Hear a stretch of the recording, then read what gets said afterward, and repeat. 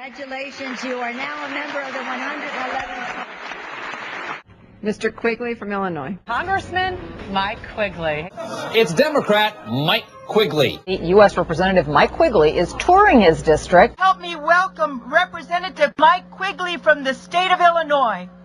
There is a slow but inexorable right that this country has borne out through the years, witnessed by these statues and these buildings, of greater equality and greater fairness. With that, I'd like to turn it over to a fellow hockey player from the great state of Illinois. You all know trust is a hard thing to come by these days in this business, and the people of my district gave me their trust. I can't tell you out there what that means to me. Louis Brandeis said sunlight is the best disinfectant.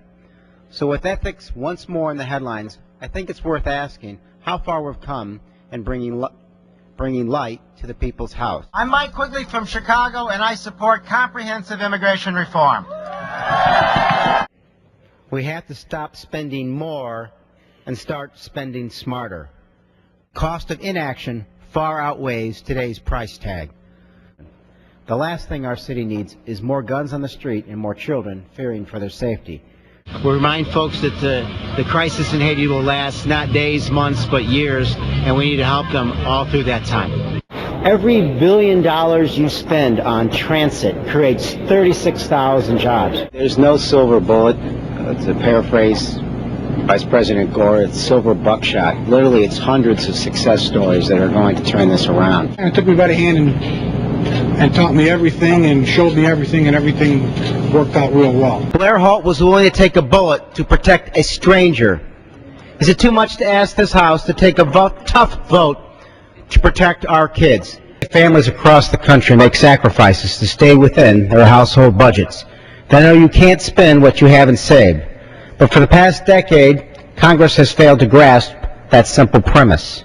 That failure has led to what the President aptly described as a deficit of trust. It's hard to govern when you don't have the public trust, and it's hard to borrow when you've lost the trust of world markets.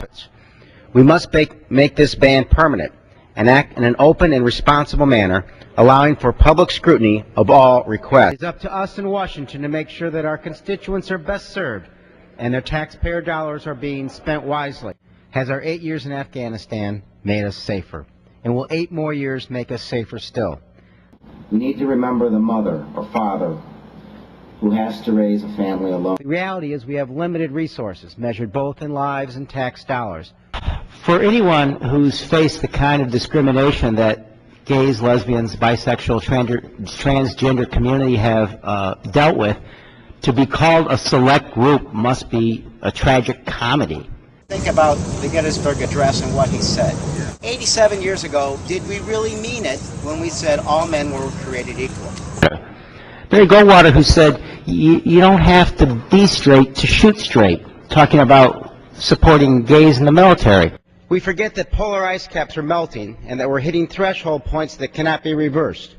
We're forgetting that over 200 peer-reviewed scientific studies have determined that global warming is real and that man significantly contributes to global warming. This amendment will serve only to hurt low-income women and restrict their ability to access reproductive health care, even with their own money. It is wrong, and we should oppose it. You brought a little bit this morning, didn't you? Where's your bag? One of the extraordinary volunteers has already done their job. Oh, I thought they already took it away. Yeah, a little bit. I just encourage my neighbors to join the group and the great work that the Food Depository does 365 days a year. Quigley doesn't even have an apartment. He sleeps in his office. You grab it, So you just come in. throw it on the ground, fall asleep. And you hope the cleaning crew doesn't wake you up at 2:30 in the morning again. Mr. Speaker, I look forward to coming back next summer with Chicago Stanley Cup. Because as I've said before, Chicago was a world-class city before the Olympic decision and will be a world-class city tomorrow. Can you sing Sweet Home Chicago? No. Bum, bum, bum, bum.